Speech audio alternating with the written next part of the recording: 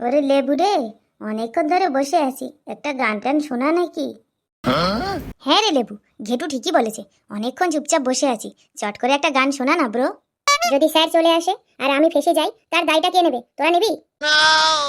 আরে দূর, স্যার এখন আসবে না, আসার কোনো চান্সই নেই, তুই গান গেয়ে যা ব্রো। তুই কি করে জানলি স্যার এখন আসবে না? তুই একদিন আমার গানের স্টুডিওতে যাস, তোকে সারা দিন গান শুনিয়ে দেবো, কিন্তু এখন আমি তোর রিকোয়েস্টটা রাখতে পারবো না। আমাকে ক্ষমা করে দাও। রে লেবু রে, তুই এত চিন্তা করিস নি, আমি আসবার সময় দেখলাম স্যার পুকুরে গরু স্নান করাচ্ছে, তুই তাড়াতাড়ি একটা গানটা গেয়ে দে না রে বন্ধু। পাঁচু ভাই, তুই ঠিক বলছিস? স্যার কি সত্যি সত্যি গরু স্নান করাচ্ছে? ঠিক মানে, তোর এই হলদে পাড়া কটা চুলে ডিপি কেটে বলছি, আমি আসবার সময় স্যার গরু বাছুর স্নান করাচ্ছে, একদম সত্যি বলছি। বেশ, তাহলে স্যারের যখন আসতে লেট হবে তখন একটা গানই হয়ে যাক। হ্যাঁ হ্যাঁ, হয়ে যাক, তাড়াতাড়ি কর। ও সেটাই হুসারাইয়ে গেলে পরে, ও সেটাই হুসারাইয়ে গেলে পরে, পড়বি যানবাহন চাপা পড়ে, কলিকাতা যাবি খেপা খুব হুঁশিয়ারে, কলিকাতা যাবি খেপা খুব হুঁশিয়ারে, সেটাই গিয়ে দেখবি প্রথম হাওড়ার ব্রিজটা, দুই দিকে দুই থাম্বা আছে, মাঝখানে ফাঁকা আছে, তার উপরে রাস্তা পাকা, ও আছে তার উপরে রাস্তা পাকা, কত মানুষ চলছে সেই রাস্তা ধরে, কলিকাতা যাবি খেপা খুব হুঁশিয়ারে, কলিকাতা যাবি খেপা খুব হুঁশিয়ারে, সেটাই গিয়ে চড়বি যদি পাতাল রেলে, পাতাল রেলের দরজা দেখবি আপনিতে খুলে, ওরে খেপা দুদিকেই খোলে, ওরেল চালু হলে অঙ্গ দোলে, ওরেল চালু হলে অঙ্গ দোলে, তুই সিট ধরবি শক্ত করে, কলিকাতা যাবি খেপা খুব হুঁশিয়ারে, কলিকাতা যাবি খেপা খুব হুঁশিয়ারে। কে কে কে আবার ক্লাসে উচ্চস্বরে গান করছে? না না স্যার, কেউ তো গান করেনি। কালু, তুই কি আমায় বোকা পেয়েছিস? এইমাত্র আমি শুনলাম কে যেন উচ্চস্বরে গান গাইলো, কলিকাতা যাবি খ্যাপা খুব হুঁশিয়ারে। না না স্যার, আসলে বিষয়টা হলো ওই ঘেটু গরমের ছুটিতে কলিকাতা যাবে তো, তাই লেবু আসলে বোঝাচ্ছিল ঘেটুকে যে এই গরমে কলিকাতা শহরে গেলে কি অবস্থা হবে। তাই বলে অত চিল্লিয়ে চিল্লিয়ে বেঞ্চ বাজিয়ে গান গেয়ে বোঝাতে হবে? সেটা তো আস্তে আস্তে বললেই হয়।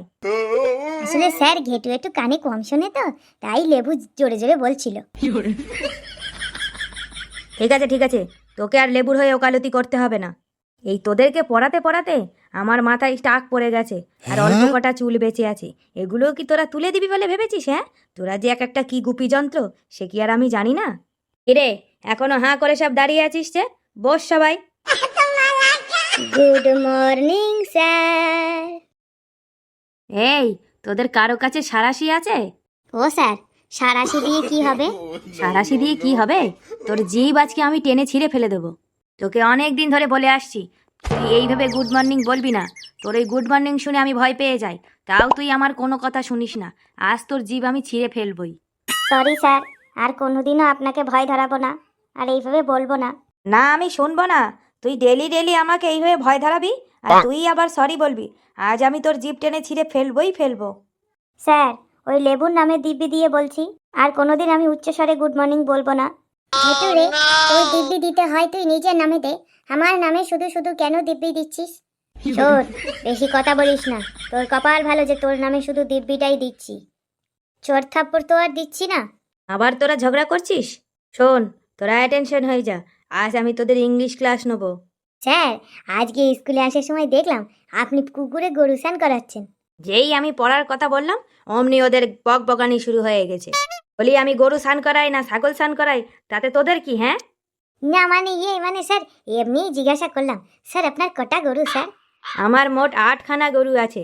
দুটো আমার গোয়াল ঘরে, আর আমার সামনে আছে 6টি। স্যার, আপনার সামনে 6টি গরু আছে মানে, তার মানেটা ঠিক বুঝতে পারলাম না তো। এটাও বুঝতে পারলি না? আসলেই তোরা গরু। স্যার স্যার, আপনি পড়া শুরু করুন, continue continue. To my dear student, I will ask you some question in English and you will answer them correctly. Okay? Yes sir, yes sir, yes sir, yes sir, yes sir. ঘেটু আসতে। লেবু, সবাই yes sir বললো, তুই yes sir বললি না যে? Sir, English ক্লাসটা আমার একদম ভালো লাগে না, তাই আমি ইয়েস স্যার বলি না। কেন ইংলিশ ক্লাস তোর ভালো লাগে না কেন? স্যার, ইংরেজরা 250 বছর ধরে আমাদের ভারতে লুটপাট করে গেছে, তাই আমার ইংলিশটা ভালো লাগে না বটে।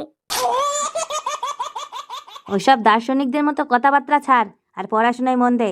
বেশ, তাহলে ইংলিশেই প্রশ্ন করুন। লেবু, তুই দাঁড়া, বল, আমার বাবা হয় একজন ডাক্তার, এটা ইংরেজিতে কি হবে? Sir, my father is a hospital. কি? My father is a hospital? তুই তোর বাবাকে মানুষ থেকে ডাইরেক্ট বিল্ডিং বানিয়ে ফেললি? এই এই প্রশ্নের উত্তরটা কে দিবি? তাড়াতাড়ি উঠে দাঁড়া। আমার বাবা হয় একজন ডাক্তার। স্যার, এই প্রশ্নের উত্তরটা আমি দিচ্ছি। মাই ফাদার ইজ এ ডক্টর। বাবা, ভেরি গুড, ভেরি গুড, খুব ভালো হয়েছে ল্যাংচা। এই লেবু, তুই দুহাত তুলে দাঁড়িয়ে থাক। এই ঘেটু, তুই দাঁড়া, বল, হাই অ্যাম ভেরি হ্যাংরি, এটা বাংলা কি হবে?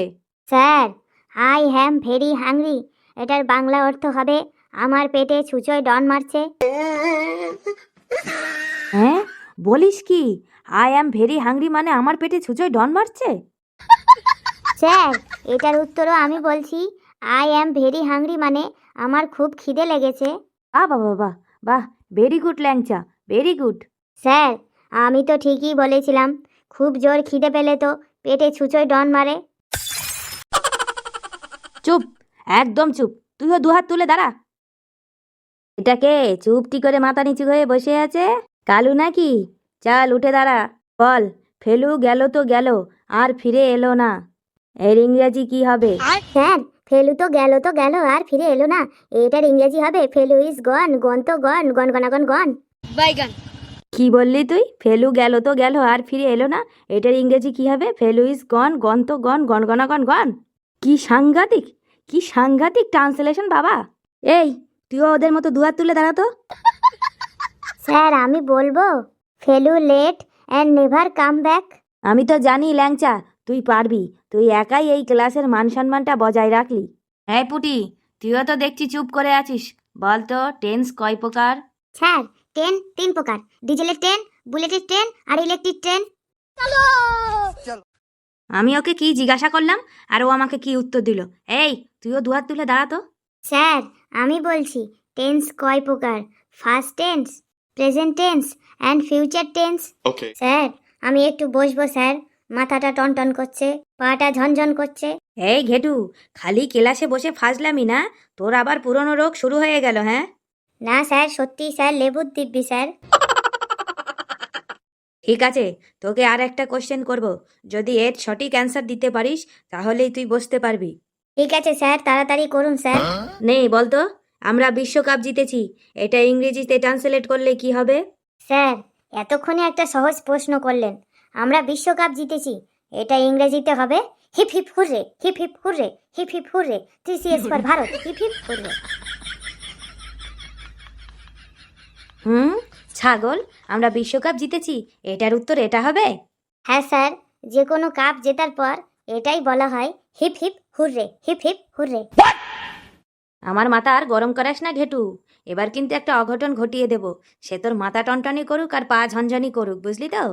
অনেকক্ষণ ধরে রাগটা চেপে রেখেছি, আমাকে আর উত্তেজিত করিস না, চুপ করে দাঁড়িয়ে থাকবি, তোকে বসতে দেব না। স্যার, আমরা বিশ্বকাপ জিতেছি, এটার মানে হবে আই উইল উইন দ্য বিশ্বকাপ। Absolutely right answer, absolutely right. Sir, আমি একটু বসবো, আমার হাত দুটো ভারী হয়ে গেছে। যতই তোর হাত ভারী হয়ে যাক, আমি তোকে বসতে দেব না। প্লিজ স্যার, 2 মিনিট বসবো, তারপরে আবার দাঁড়িয়ে যাব। ঠিক আছে, তোকেও একটা সুযোগ দিচ্ছি বসার, বল তো, সিগারেট খেলে মৃত্যু হবে, এটার ইংরেজি কি হবে?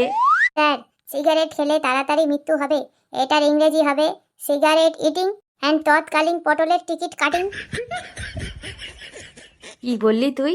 সিগারেট ইটিং অ্যান্ড তৎকালীন পটলের টিকিট কাটিং? ওরে লেবুরে, তোর এই ইংরাজি শুনলে ইংরেজরা আরো 100 বছর আগে আমাদের দেশ ছেড়ে পালিয়ে যেত। স্যার, বসবো? না, তুই দাঁড়িয়েই থাক। স্যার, আমাকে কিছু ধরবেন না? হ্যাঁ, তোকে তো ধরতে মন চায়, কিন্তু তুই আবার কি উল্টো পাল্টা বলবি, আমার মাথাটা আরো গরম হয়ে যাবে। Sir, I am English pouring in উল্টো পাল্টা বলিং। তুই এসব কি বলছিস? ঠিক করে ভালোভাবে বল। স্যার, আমি বললাম যে আমি প্রতিজ্ঞা করছি আমি আর কোনো উল্টো পাল্টা অ্যান্সার দেব না। ওকে যদি আমি ইংরেজিতে প্রশ্ন করি তাহলে আবার উল্টোপাল্টা বলে আমার মাথা খারাপ করে দেবে। তার থেকে বরং ওকে বাংলায় কোশ্চেন করি। পাঁচু, উঠে দাঁড়া, বলতো চৈত্র সেল কাকে বলে? Sir, many many accessory and selling in 30%, 50%, 60% offering in the market of the Chaitra Mase. This is called Chaitra sale. So the Chaitra sale is the very important in our life. থাক থাক, তুই থাম বাবা পাঁচু, তোকে আর ইংরেজি বলতে হবে না, তুই বাংলায় চৈত্র সেল নিয়ে একটা কাহিনী বল। স্যার, চৈত্র সেল কাকে বলে সেটা বাংলায় বলবো? স্যার, এই চৈত্র মাসে সব দোকানদাররা আগে থেকেই 30%, 40%, 60% মালের দাম বাড়িয়ে নিয়ে পরে কাস্টমারের কাছে 30%, 40% ডিসকাউন্ট দেয়। এই চৈত্র সেলে ফুটপাতের ধারগুলো দোকানদারদের দখলে চলে যায়। এই চৈত্র সেলের সময় প্রত্যেকটা দোকানদার 2-4 জনকে টেম্পোরারি ভাড়া করে শুধুমাত্র চেল্লারের জন্য। এই বলে উঠলো মেয়েদের নাইটি হয়ে গেল 150 করে, 150 করে, 150 করে। আবার অন্য দিক থেকে কেউ চিল্লিয়ে বলে উঠলো এই ছেলেদের প্যান্ট হয়ে গেল 100 করে, 100 করে, 100 করে। যে যত চিল্লাতে পারবে তার কাছে তত বেশি কাস্টমার যাবে, তাকেই বলে চৈত্র সেল। এসব শুনি আবার দূর থেকে কেউ বলে উঠলো এই বিছানা চাদর হয়ে গেল জলের দ্বারে ফলের রস, জলের দ্বারে ফলের রস। মানে এই চৈত্র মাসে যে যত গলা ফাটাতে পারবে তার তত ইনকাম হবে। সেই সময় যত বাড়ির মেয়ে ছেলেরা আছে তাদেরকে বিকেলবেলায় একটাও ঘরে পাওয়া যাবে না। ওরা সব এই চৈত্র সেলে গিয়ে ভিড় করবে, কিছু কিনুক আর না কিনুক, গিয়ে গিয়ে দেখবে ওদের আর বাড়ি কোনো কাজ নেই, তাকেই বলে চৈত্র সেল। মোদ্দা কথা, এই চৈত্র সেলে স্যার ছেঁড়া ফাটা জামা, ছেঁড়া ফটো জুতো, রং কালার ওটা, কালার ছোড়া, ঘাস পরা, কালো মাল, দাগি মাল সব চলে যাবে চিল্লানির চোটে। আরে এসব কথা বাদ দে, চৈত্র সেলের কাহিনীটা শুরু কর। হ্যাঁ বলছি স্যার। আসলে স্যার কি হয়েছে, এই চৈত্র সেল শুরু করার আগে ভূমিকাটা বলে নিলাম। আসলে স্যার গতকালকে আমি চৈত্র সেলে 100 টাকা দিয়ে 4টে বারমুন্ডা প্যান্ট কিনে এনেছি। তারপর বাড়ি এনে দেখি 2টো প্যান্ট সেরা। তারপর সেই সেরা প্যান্ট সেলাই করার জন্য আমাদের পাড়ায় দর্জির বাড়িতে গেলাম। দর্জির বাড়িতে গিয়ে দেখি দর্জির বাড়ি বন্ধ। দর্জি ওর মেয়ে জামাইয়ের সঙ্গে কাশ্মীর বেড়াতে গেছে। শুনেছি কাশ্মীরের আবহাওয়া নাকি খুব ঠান্ডা, আর ওখানে আপেল হয়। আপেল খাওয়া স্বাস্থ্যের পক্ষে খুবই ভালো। এই তুই থাম থাম থাম, তোকে আমি চৈত্র সেলের কাহিনী বলতে বললাম আর তুই এসব দর্জি আর কাশ্মীর আপেল কি বলছিস এসব? স্যার বলছিলাম যে কাশ্মীরটা কার? কেন তোর? তাহলে স্যার চুপচাপ শুনে যান। আপেল খাওয়া স্বাস্থ্যের জন্য খুবই ভালো। কথাই আছে যে রোজ একটা করে আপেল খাবে তাকে আর ডাক্তারের কাছে যেতে হবে না। ডাক্তারের কথা বলতেই আমার মনে পড়ে গেল আমার মামার ছেলেও ডাক্তার, সে এখন আমেরিকাতে থাকে। আমেরিকা খুবই উন্নত দেশ।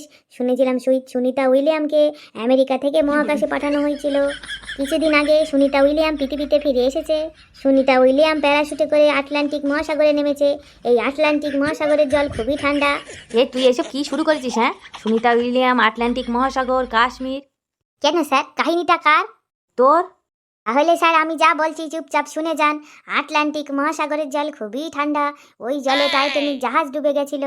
টাইটানিক সিনেমাটি আমি 2বার দেখেছি সিনেমা হলে গিয়ে। এখন তো স্যার সব সিনেমা হলগুলো বন্ধ হয়ে গেছে, এই সবার হাতে মোবাইল এসে গেছে। আগে আমরা সিনেমা হলে গিয়ে দাঁড়িয়ে থাকতাম, 20 টাকায় টিকিট কাটতাম, 5 টাকা করে বাবা খাবার খেতে দিত। সেই টাকা না খেয়ে সেই টাকা জমিয়ে সিনেমার টিকিট কাটতাম। স্যার মাঝে মধ্যে এক্সট্রা টিকিটও কাটতাম, পরে সেই টিকিটগুলো হাউসফুলে বেচে দিতাম। কখনো কখনো স্যার এমন করতাম, টিকিট কেটে টিকিট না দেখিয়ে ঢুকে যেতাম, পরে সেই টিকিটগুলো বেচে দিতাম। 20 টাকায় টিকিট কেটে বাড়ি নিয়ে আসতাম 80 টাকা। স্যার বলুন এই ব্যবসাটা কেমন? চৈত্র সেলের জায়গায় টাইটানিক সিনেমা হল? তুই ঠিক কি বলতে চাইছিস বলতো? স্যার আসলে কাহিনীটা কার? তোর কাহিনী গুলি মারি তোর কাহিনীতে। আমি তোকে বলেছি চৈত্র সেলের কাহিনী বলতে, আর তুই কোথা থেকে দর্জি, কাশ্মীর, আপেল, টাইটানিক জাহাজ, আটলান্টিক মহাসাগর, সুনিতা উইলিয়াম, মহাকাশ। তোর এই কাহিনী তোর কাছেই রাখ, ঘন্টা পড়ে গেছে, আমি যাই। বন্ধুরা ভিডিওটি কেমন লেগেছে অবশ্যই লাইক কমেন্ট করে জানাবেন, আর অবশ্যই বেশি বেশি করে শেয়ার করবেন, আর বেশি বেশি করে হাসবেন। যত বেশি হাসবেন তত বেশি সুস্থ থাকবেন। আর অবশ্যই চৈত্র সেলে যাবেন। এই 150 করে